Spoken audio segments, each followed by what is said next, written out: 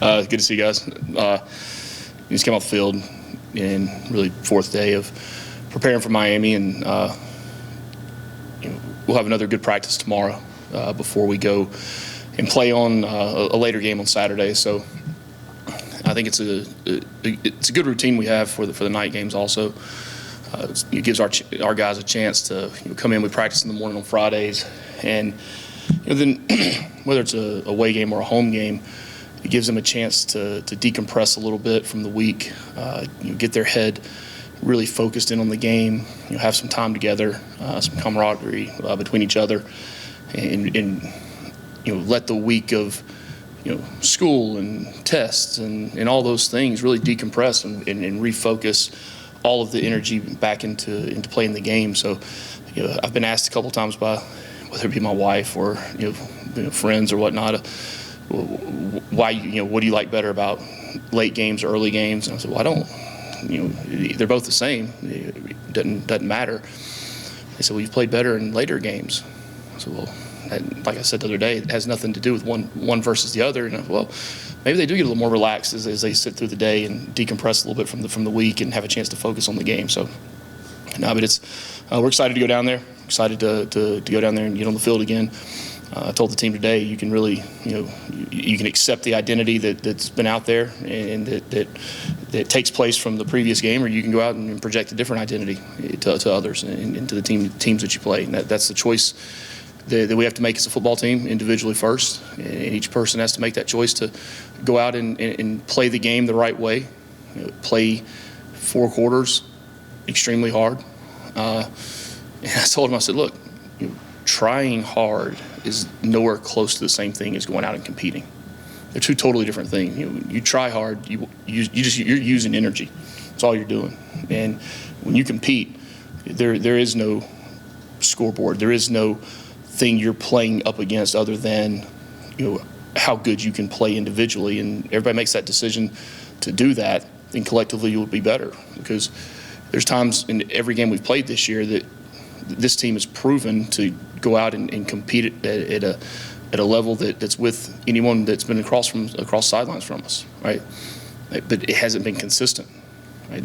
That's the reason you're not sitting here and have the outcome you want in some of those games. So that's the thing that they have to understand is there's a big difference in going out and trying hard and having a little bit of success and now just think you're going to go out on the field and things are going to happen.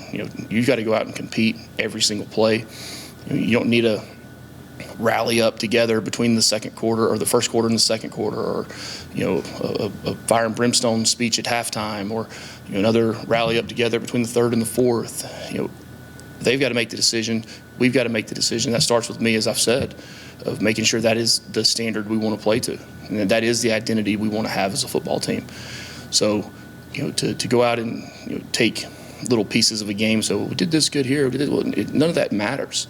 Right? But when I say take good things that have happened in games and then build on them and correct the bad things, well, it's the whole game now that we've got to be able to play that through and take any type of mentality of relaxation, or whether it's internal, whether it's external, whether it's something that no one thinks happens, but it does. Right? At the end of the day, it's happened, and that's why we've addressed it, and that's why we're continuing to address it and continuing to put ourselves in the right mindset as a team and as an entire organization not to allow that to happen. So look forward to going out and playing this weekend versus a good team, and it's going to be a good football game. Okay. Questions? Kelly? Looking back at a lot of the key downs from the last game for the defense, it seemed like guys maybe weren't lined up right. They weren't reading their right keys, and guys maybe trying to not do their job, do 2 jobs at once, things like that. How do you get Kevin to clean that up in a couple of days? And is that the way you took, knowing it's Thursday, knowing we're talking about the next game, sure, knowing exactly what I was going to say if you'd led the question like that, and then right at the end you throw back in Kevin in this game movement. That was slick. Yeah, I appreciate it. That was slick. I'm just curious, kind of like, it has to be frustrating when people don't maybe trust their teammates to do their jobs. It's something Clayton talked about yesterday with us a little bit too. Like, everyone has to do their job, and I guess kind of how How do you get them to do that, I guess would be my question. And what can Kevin do to get you there that Yeah, quickly? well, first off, is it's coming in and having confidence in what plays that are called on the field, having confidence that all 11 guys are in the right position and know what to do, and not just know what they do, but know what others around them do. That's a big part of every position in the game of football, as we know. So collectively, being together in unit meetings and at practice, so that everyone's hearing everything and working together to be able to put them all on the same page and be able to execute the play called. Chad? Just Coach Cristobal, your relationship with him, and what do you think makes him a good coach? Yeah, Mario is no nonsense. Very much. I mean, he's an O-line coach by trait, and he believes in physicality at the lines of scrimmage. He believes in stopping the run, running the football, creating explosives. The time of not as much as the time of possession, but the possession of the football. Had the opportunity to we work together, have a really good relationship. To be able to share, even though we compete against each other, but to know some of the similar things as you go through it. First year alma mater, O-line coach. A lot of similarities there. So I do know how he is working to build that football team, and respect him as a football coach and as a man, and the fact that he does things the right way. And I think the thing about Mario is that he believes in the process that he's doing. He's not going to change that process because of one thing or another. And I think that's very evident in some of the improvement they've made as an entire football team from year one to year two. Is that he's going to stick to the plan. And it's not his first time as a head coach. Obviously, he's had success other places, and a lot of that is because he's stuck to the plan and done it his way and done what he believes is the right way in his mind to build a football program. Right. Haynes King talked yesterday about accepting the mantle as a leader on offense and holding his teammates accountable. Do you feel like you have someone like that on defense? Yeah, that's hard to do. That's extremely hard, and that's something that we've been working really since January 6th is to develop those guys to speak up, develop those guys, because people talk about leading by example, and leading by example really is a fancy way of saying I don't want to speak up, and I want to do everything which I feel is the right way, but then not speak up because people used to say, well, in this society nowadays, and that's been the same thing our parents said to us, and their parents said to them before that. Well, times have changed. Well, the times are always going to change, right? But 18 to 23 years old is always going to be the same, right? And it's hard for those guys to speak up in front of their peers and take the risk of not saying what they think that the other ones want to hear. So in places where you don't have a singular person, the collectiveness of everyone is what's got to take over. And we've got guys on defense that can do that.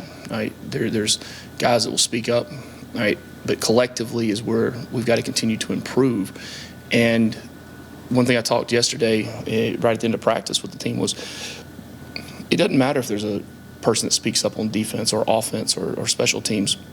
When you truly are a team and everyone comes together, that one voice can carry over to all sides of the football. So really all those ways are ways that we're continuing to get guys to embrace the leadership qualities that it takes to work to get things done. Chad or Kelly? No, Chad. I'm going. Go.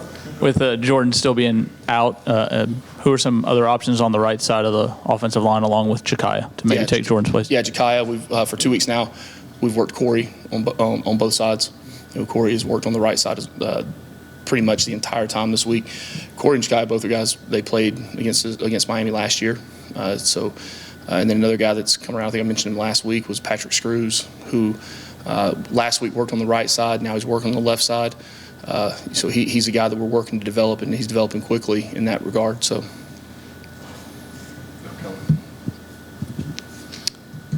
I guess how much latitude does Haynes have in terms of Haynes King in terms of changing offense stuff? There was the one play that kind of sticks in my mind is when they kind of all out blitzed and he had to get the intentional grounding, and it seemed like that was maybe a place to call timeout or whatever. And just I'm curious, how much is it Buster calling on the sideline? How much latitude does he have at this point, knowing he's still kind of new in the offense and all that? Right, yeah. He knows the offense inside and out.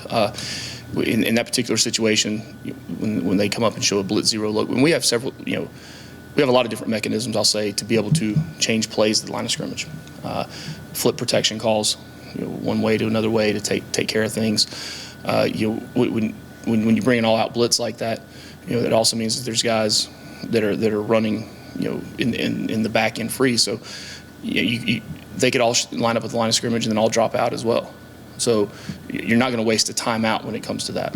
All right, you know where your receivers are, you know where those guys are, and it becomes now can that one person wins one-on-one, because now you have a chance at really big plays, and that's the risk reward versus the zero blitz, is the big play versus the big play either way, and that's not a situation that whether he flipped the protection one way or the other way, it doesn't matter. It's still going to be a blitz look like that, and they're still going to be barreling down. So you take those times and look. He knows what he should have done in that situation, and that's why we coach it up and continue to move forward and make better decisions in those times. But he has a good amount of latitude to make changes at the line of scrimmage.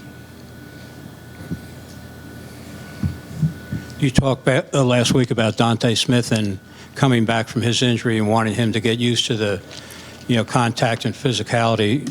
Now that he was back, is he at the point now where we might see more of him this week? Yeah, definitely could. Wrap up with two more here. Christian Leary, how much have you seen him grow and improve since he got to campus? Yeah, Christian's done a really good job. He's another guy that we've got to continue to get the ball to. And that's a good problem to have guys on the outside that can run and catch. And since coming in here, Christian's really, his focus on the details of things he had to improve on has really improved. He's not just an athlete out there running. He's really worked hard on his ball skills, and not just the easy catches, the tough catches, and then what he does afterwards. His route running has become a lot more improved. His versatility of not just playing in the slot, but playing on the outside, playing, you've seen him in the backfield several times. There's a lot of things you can do with Christian, and I've been pleased with his growth really since the beginning of spring, then to the beginning of preseason. And it's like anything. A lot of guys, once you get into games and you start to feel game speed at a lot. Now you're going to improve more and more, and I think Christian's only going to continue to do that. So, looking for him this weekend, and excited to have him going down to Miami and looking for a big game. I was just ask you about a couple guys we haven't seen so far this year. Just kind of where they're at. James Blackstrain, Leo, and then Jamie Felix as well. Just kind of where they're all at. Yeah, James has, he was cleared, I think, September 1st, early September, coming back from his second knee, and he's been working hard, getting back into the swing of things. He's been a little bit of an emergency guy on the offensive side, doing work on the scout field, so working his way back into some special teams. So he is making progress, coming back now that he is full go. Who else? Leo is he's a machine. I mean, that guy. The progress he has made in his rehabilitation and how far ahead of schedule he is. I'm by no means going to put a prediction on a date by any in any way, because I'm not a doctor. And but for one that happened when it was in April, to be that far ahead of schedule and doing what he's doing and running the way he's running now and making the cuts that he's making, it's just he's a freak of nature as an athlete. He's getting stronger, he's getting bigger, all of those things. So when the time comes that he does come back, I look out, because it's, I wish it could be today, but you can't change medicine. So, but he is way ahead of schedule with that. And then Jamie's been working with the scout team. He was banged up through camp. Here and there, different injuries that, one thing. Foot or a shoulder. I mean, it's just kind of all over. It's not one in particular thing, and nothing that was costing time, but it costs valuable reps. That's the thing. So he's out there working. Okay. If there's nothing else, we'll go ahead and let you guys go. We'll see you in Miami. All right, guys. Appreciate it. Go Jackets.